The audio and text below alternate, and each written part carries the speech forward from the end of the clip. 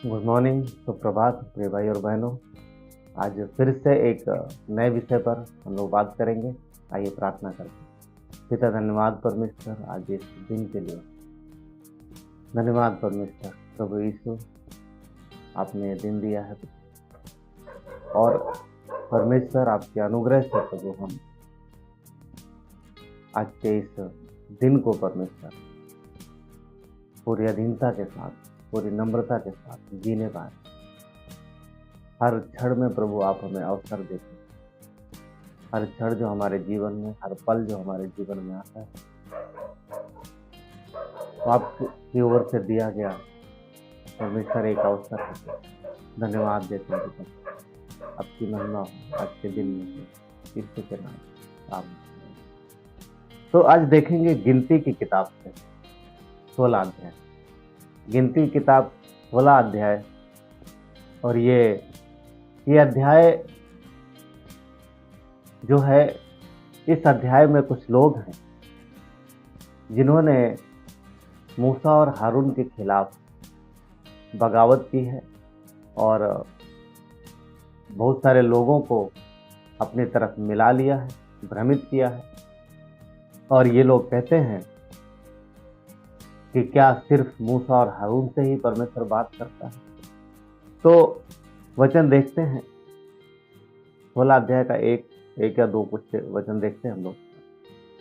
लिखा है, कोरह जो लेवी का परपोता, कहात का पोता और इसहार का पुत्र था, और अलीआब के पुत्र दातान और अबीराम और पेलेत के पुत्र ओन, इन तीनों रूबेनियों से मिलकर मंडली के 250 प्रधान जो सभासद और नामी थे उनको संग लिया, और वे मूसा और हारून के विरुद्ध उठ खड़े हुए और उनसे कहने लगे, तुमने बहुत किया, अब बस करो, क्योंकि सारी मंडली का एक एक मनुष्य पवित्र है और यहोवा उनके मध्य रहता है। इसलिए तुम यहोवा की मंडली में ऊंचे पद वाले क्यों बन बैठे हो।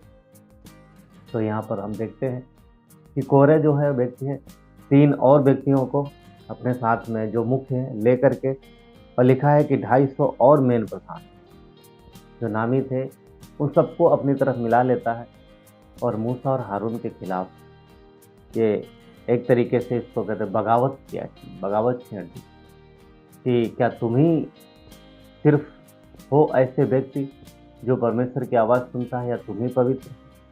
तो कहता है कि कलीसिया का हर एक व्यक्ति पवित्र है और परमेश्वर जो है वो सबसे बात करता है। तो तुम क्यों बन बैठे हो ऊंचे पद वाले। तो यहाँ पर एक बगावत है, यहाँ तरह का बड़ा विद्रोह है। एक्चुअली में देखने में लग रहा है कि मूसा और हारून के खिलाफ है, तो ये मूसा और हारून के खिलाफ न हो करके ये परमेश्वर के खिलाफ, क्योंकि मूसा और हारून ने स्वयं को इस पद के लिए नहीं ठहराया। जो पद उनके पास है वो परमेश्वर की ओर से दिया गया। तो जितने अधिकार आते हैं वो परमेश्वर की ओर से आते हैं। तो परमेश्वर समय पर व्यक्ति को नियुक्त करता है और वो उसे अधिकार देता है। तो ये बातें जो यहाँ पर हो रही हैं, कई बार ये आज कलीसियाओं में भी देखने को मिलती हैं।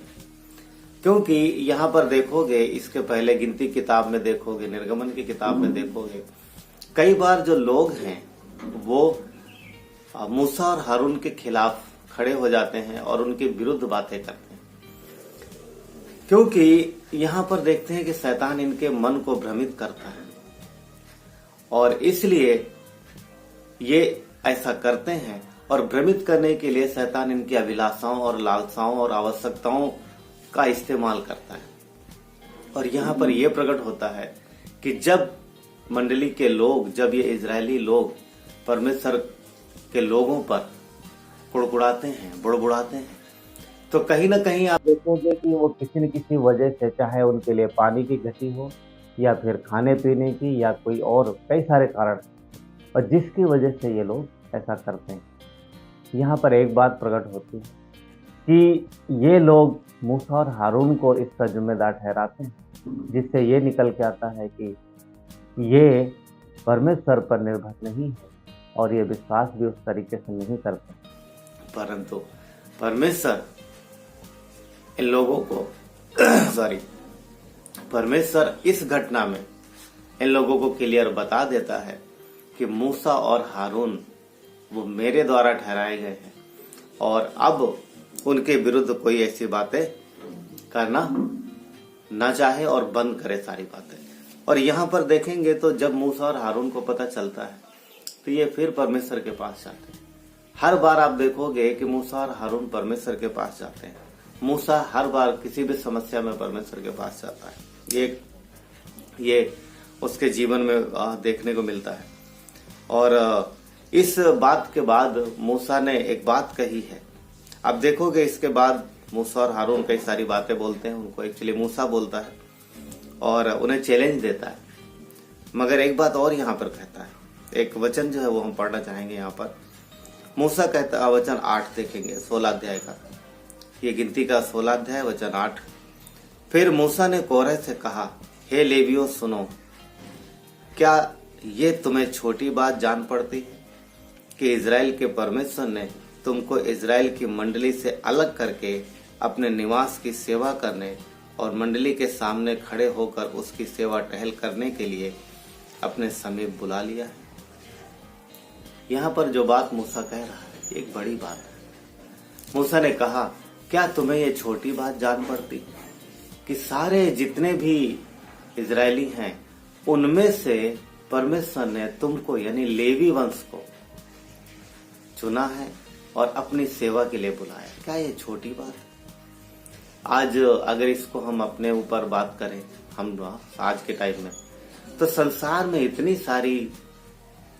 सारे लोग हैं, इतनी सारी जातियां हैं, इतने सारे देश हैं। इन सब के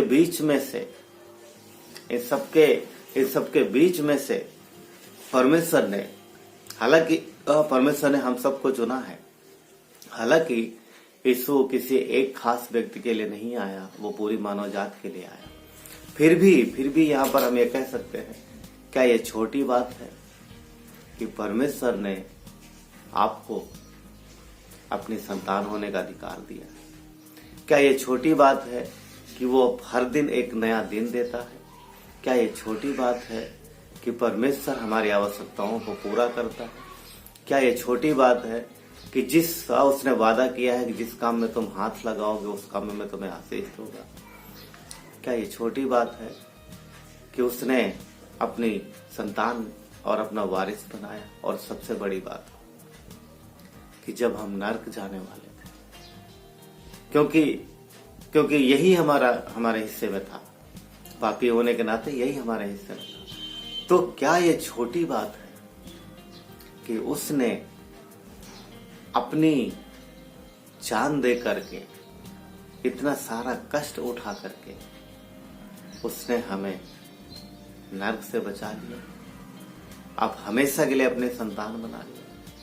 क्या ये छोटी बात है? उसने क्या बोला कि मेरी भेड़ों को कोई भी मेरे हाथ से छीन नहीं सकता। ये हमारे आपके लिए ये बड़े आनंद की बात है। क्या ये छोटी बात है? नहीं। परमेश्वर ने हमारे आपके जीवन में इतने कार्य किए हैं, इतनी बातें की, उसकी करुणा इतनी बड़ी है कि कभी भी पूरी तरीके से शब्दों से बयान नहीं की जा सकती। ये छोटी बात नहीं है। वचन कहता है कि उसकी आंखें हमारे ऊपर लगी रहती। क्या ये छोटी बात है? नहीं, बिल्कुल नहीं। तो परमेश्वर का धन्यवाद हो। कोरह और उसके लोग नहीं समझ पाए, परिणाम हम जानते हैं उनका क्या हुआ। परमेश्वर आने वाले दिनों में जो लोग नहीं समझ पा रहे हैं, वचन कहता है कि इस बुरे संसार को एक दिन ये नष्ट करेगा। एक दिन वो समय आएगा क्योंकि ये संसार है, जो बुरा संसार, जो ये अभक्ति भरा संसार है, जिन्होंने उसको ग्रहण नहीं किया, वो सबके सब पूरी दुनिया में से एक दिन आएगा कि सब खत्म हो जाए। पर क्या ये छोटी बात है कि इसी संसार को खत्म करने से पहले वो हमें आपको ले जाएगा अपने पिता के अपने साथ? क्या ये छोटी बात? ये हमारे लिए आनंद की बात है कि हम चुने हुए लोग हैं, हम बचाए हुए लोग हैं, हम वो लोग हैं जो परमेश्वर को प्रिय है। ये छोटी बात नहीं है। तो प्रभु आपको आशीष दे। आमीन। आइए प्रार्थना करते हैं। परमेश्वर धन्यवाद प्रभु, ये छोटी बात नहीं है प्रभु, ये आनंद की बात है पिता परमेश्वर कि हम आपके हैं प्रभु और आप हमारे परमेश्वर हो। धन्यवाद प्रभु यीशु, आपकी महिमा हो। धन्यवाद पिता यीशु के नाम से, आमीन।